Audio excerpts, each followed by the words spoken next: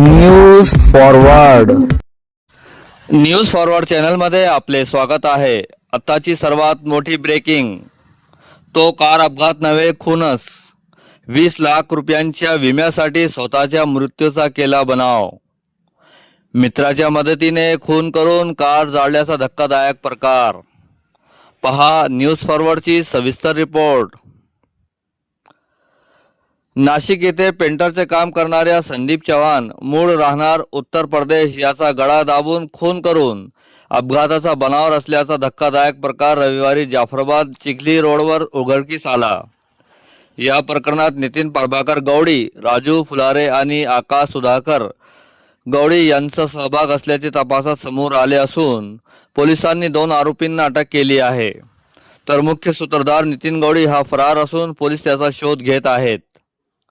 संदीप चव्हाण हा नाशिक येथे पेंटरचे काम करत होता। दरम्यान त्याची ओळख नितीन गवडी व राजू फुलारे यांच्याशी झाली। गावाकडे पेंटिंगचे काम आहे, आपण गावी जाऊ असे सांगून आरोपींनी संदीप चव्हाणला सोबत नेल्याचे समोर आले आहे।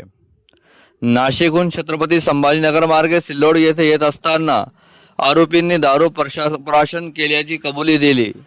त्यानंतर मुख्य फरार आरोपी नितीन गवडी याने आपला चुलत भाऊ आकाश सुधाकर गवडी या सिल्लोड येथे बोलावून घेत तिघांनी मिळून संदीप चव्हाणचा गळा दाबून खून केला। त्यानंतर जाफराबाद तालुक्यातील जंजाळवाडी परिसरात आकाश गवडी यांनी आणलेल्या गाडीला दोरी बांधून झाडावर आदळल्याचा बनाव करण्यात आला। तसेच पुरावा नष्ट करण्याच्या उद्देशाने गाडीवर पेट्रोल टाकून ती पेटवून देण्यात आली। नितीन गवडी हा आर्थिक अडचणीत असून त्याने स्वतःचा सुमारे 20 लाखांचा विमा काढला होता। त्या विम्याचा लाभ मिळविण्यासाठीच हा संपूर्ण कट रचण्यात आला। या घटनेबाबत 31 मे रोजी डायल 112 वर जाफराबाद चिखली रस्त्यावर अपघात होऊन कारला आग लागल्याची माहिती प्राप्त झाली होती। त्यानंतर पोलिसांनी घटनास्थळी जाऊन पाहणी केली असता मृत व्यक्ती नितीन गवडी असल्याचे सांगण्यात आले। या प्रकरणी जाफराबाद पोलीस ठाण्यात अकस्मात मृत्यूची नोंद केली होती, मात्र तपासात हा बनाव असल्याचे निष्पन्न झाले आहे।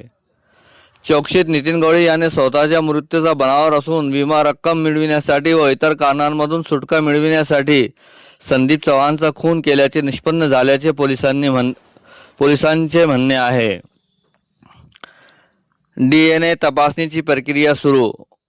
मृतदेहाची ओळख पटविण्यासाठी DNA तपासणीची प्रक्रिया सुरू आहे। या प्रकरणात आकाश गवडी आणि राजू फुलारे यांनी जबाब दिल्याची माहिती आहे। त्यानंतर पोलीस कॉन्स्टेबल निकम यांच्या फिर्यादीवरून गुन्हा दाखल करण्यात आला।